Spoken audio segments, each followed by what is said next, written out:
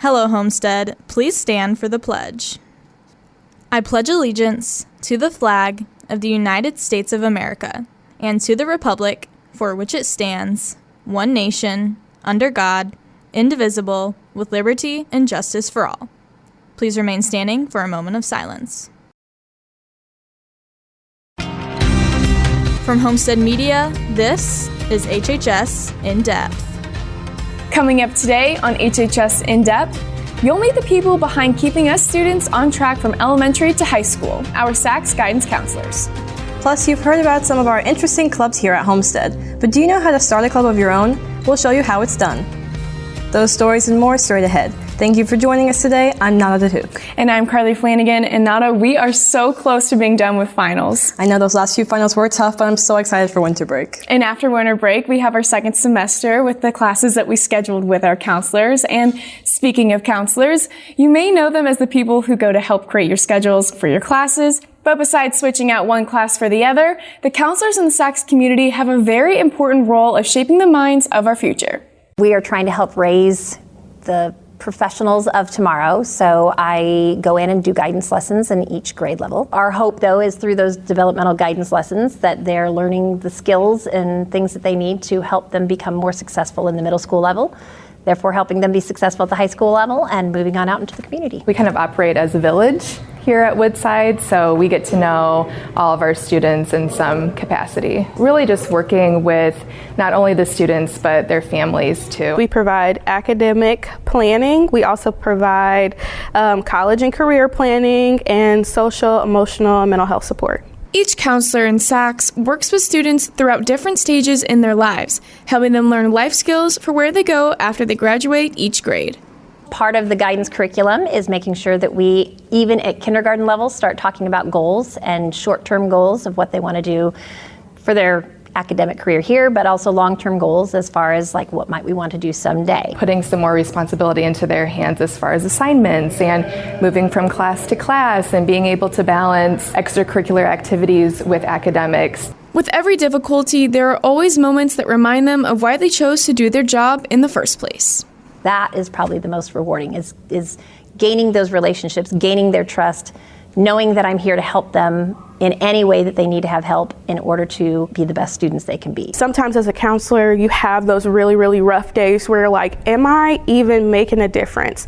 Is what I'm doing even helping the student? And sometimes when those students come back and they say, oh my gosh, this really helped me. I did this. Thank you so much. Or sometimes when we have those students physically show us their growth and we can observe the changes that they're taking on, it's a beautiful thing. Despite the difficulties that counseling comes with, SACS counselors are ready to tackle anything they can to help prepare today's learners for tomorrow's opportunities. Next time you see your counselor, be sure to thank them for all of the efforts that they put in. Thank you, Carly. With Homestead having dozens of different clubs to choose from each week, some students may be curious how those clubs even originated. HHS In-Depth reporter Luke Gayer explains the club creating process and some tips for running one. Every week on HHS In-Depth, you hear a lot of announcements about clubs meeting every week.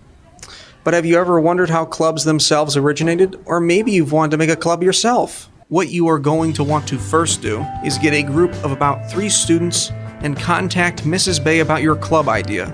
Of course, make sure that it is school appropriate. After that, find a club sponsor. Continuing from that, you will have to schedule a meeting with interested students to begin planning the club. At that meeting, you will have to make a club constitution. Now, this club constitution will have to be sent to student government and the administration for approval. Once it gets approved by student government and the school administration, of course, you can finally begin your club and start having meetings. However, it's also important to know how to run your club and to make sure you keep in contact with your club sponsor. I would say that it's important to consult with your teacher sponsor. A lot of times they're as passionate about the issues as you are, and they can be really helpful to hear the perspective from someone with more experience. And then I would also say it's important to change the activities that you do, add variation, and make sure that there's always something new that you have to offer. And then also have a backup plan. Sometimes things don't work out, and it's always good to be prepared. If you're interested in making a club or have any other questions, please contact Mrs. Bay at the email shown below. I'm Luke Gayer, reporting for HHS In Depth. Hopefully your semester grades are higher than the temps this weekend because we're looking at a couple lows in the 20s. Since it's December, is there any chance of snow hitting over break? I'll be back a little later on to give you that answer.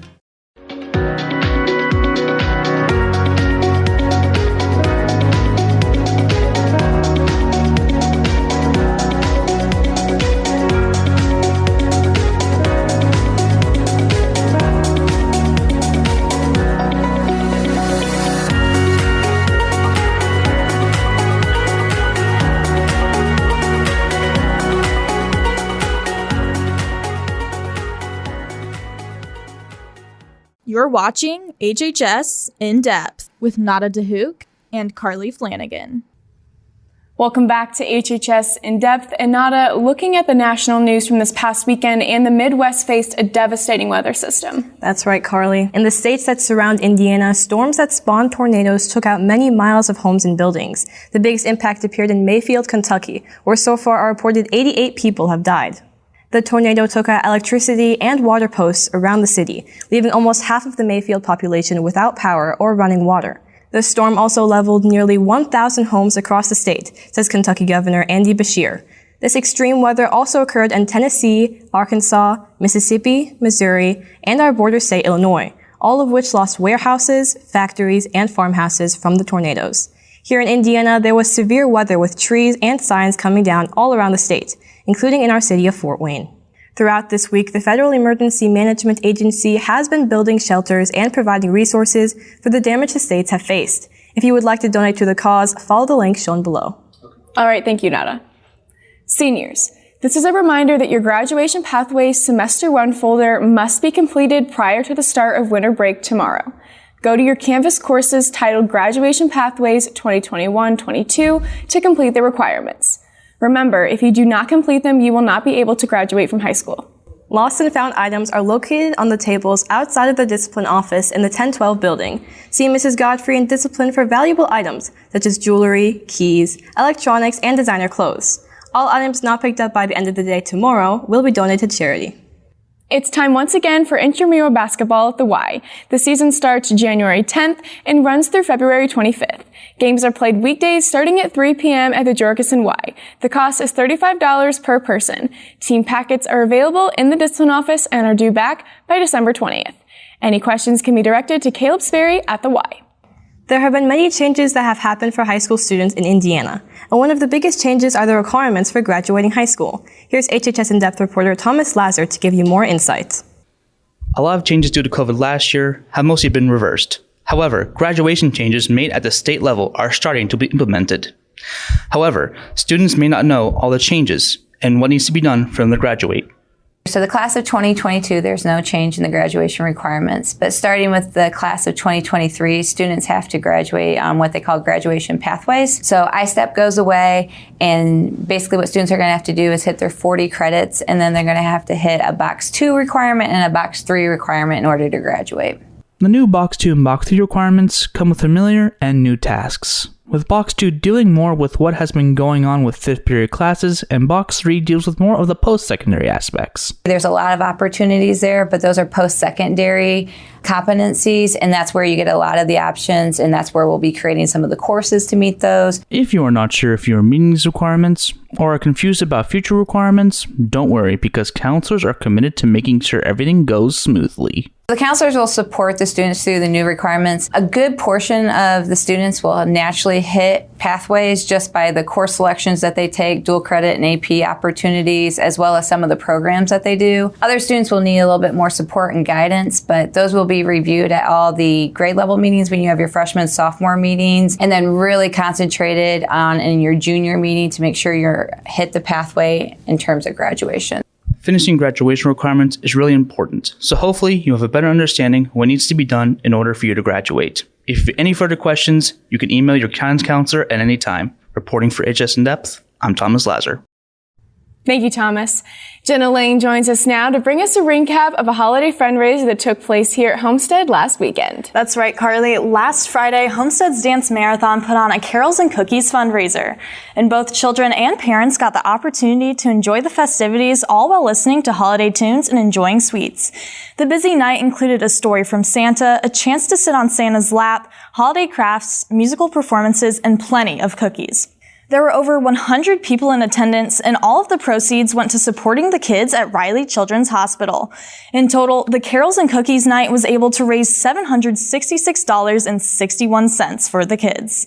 Thank you to everyone who helped out and made this event a success. What a great night for a great cause. Thank you, Jenna.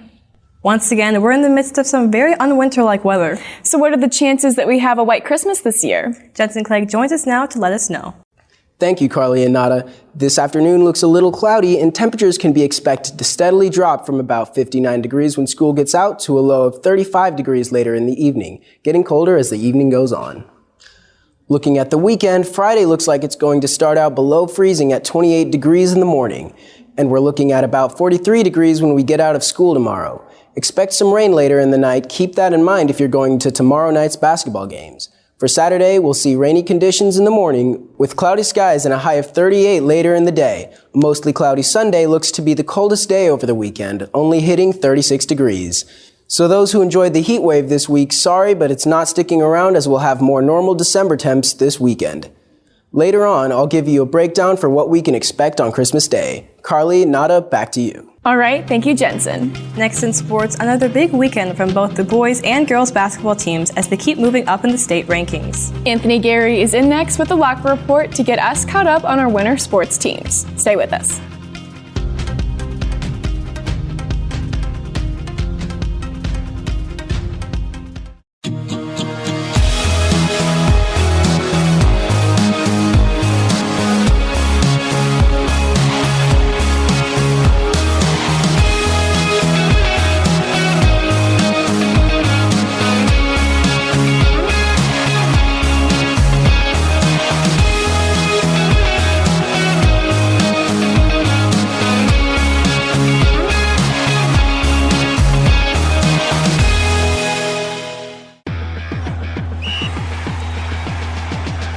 Welcome back to the Locker Report. I'm Anthony Gary. The boys and girls basketball teams for Homestead have each brought statewide attention as both are off to incredible starts to the season, plunging them both into the top 4 in Indiana. Caleb Wood is in now to show you how this has happened. Last Friday night, it was Homestead at Bishop Dwenger for the first SAC doubleheader of the year. The girls' team up first right out the gate. It's Ayana Patterson knocking in one off the glass and draws the foul. A little bit later, here's Sydney Freem deposits the jumper. However, the story of the night was right here. Patterson on a fast break goes up, but just inches away from slamming it down. If she does end up dunking, well, she would be making history, as this would be something only a few high school girls basketball players have ever done. The clip also received over 2 million views after getting posted to Overtime on Instagram. Homestead wins this one 69-28. Next up, the boys team. Early on, Andrew Leeper splashing from beyond the arc. Then future Boilermaker Fletcher Lawyer sinks it in from the left wing. He leads with 22 points against the Saints. Spartans pulling ahead early. Fast forward to the second half, and it's Andrew Leeper with the slam. The fans really loving that one. Homestead defeats Bishop Dwenger on the road 64-47. The next morning, the girls were in action yet again at home, this time against Notre Dame Academy. Right away, Allie Stevens for 3, got it. Spartans take the early lead. Then Stevens to Patterson in the paint. She got 33 points and 15 rebounds for the game. And at the end of the first half, it's Stevens again for 3, and it's good. Homestead would continue to dominate in the second half, turning the tables from last year, winning against Notre Dame Academy 71-36. And finally, the boys team traveled down to Southport Saturday night to play Westfield. The Spartans would escape with a narrow win, 58-55. Senior Fletcher Lawyer had 22 points, and senior Andrew Leeper with 20 points on the night. Both the girls and boys basketball teams are in action at home tomorrow night. Well, what an amazing year it was in Homestead sports. We all got to see some amazing individual and team performances over the course of 2021. In the winter sports season, our gymnastics team finished as state runner-ups. Ayanna Patterson made first team All-SAC and committed to UConn, and our boys basketball team finished with a perfect 22-0 regular season record. Come springtime, Josie Gary won her third straight regional in the pole vault, and of course, Carter Matheson was named the best baseball player in the state of Indiana. And then in an unforgettable fall, the girls golf team finished as state runner-ups. Addison Canablo finished in a Homestead girls cross-country record 5th place at the state meet. And our girls soccer team became only the second team in state history to go completely undefeated with a 22-0 record. Well, not all Homestead sports are done quite yet, as some of our winter sports teams still compete over winter break, including the girls and boys doubleheader tonight versus Bishop Luers. Make sure you show up at 6 o'clock and get on your feet for tip-off of Game 1. For the Locker Report, I'm Anthony Gary saying so long for 2021, and Jensen will have a final check of the forecast when we come back.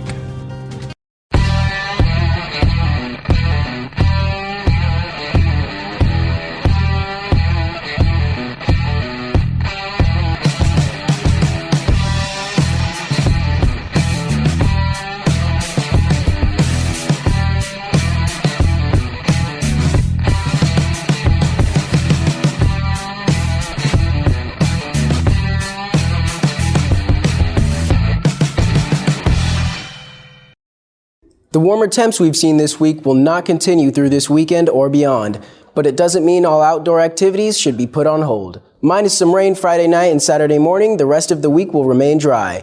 Taking a look at our first week of winter break, cool temps will be the norm, but we should be seeing a little sunshine each day. Fast forwarding to the end of next week, it looks like St. Nick won't have any trouble navigating through the snow, as right now the future forecast doesn't call for any snow whatsoever over the next 10 days. This year may not be a white Christmas, but that doesn't have to make it any less merry. Carly, Nada, back to you. All right, thank you, Jensen. And thank you for watching today. Good luck to all students on the rest of your finals today and tomorrow. Happy holidays to all and enjoy your much needed break. We'll see you back here in January.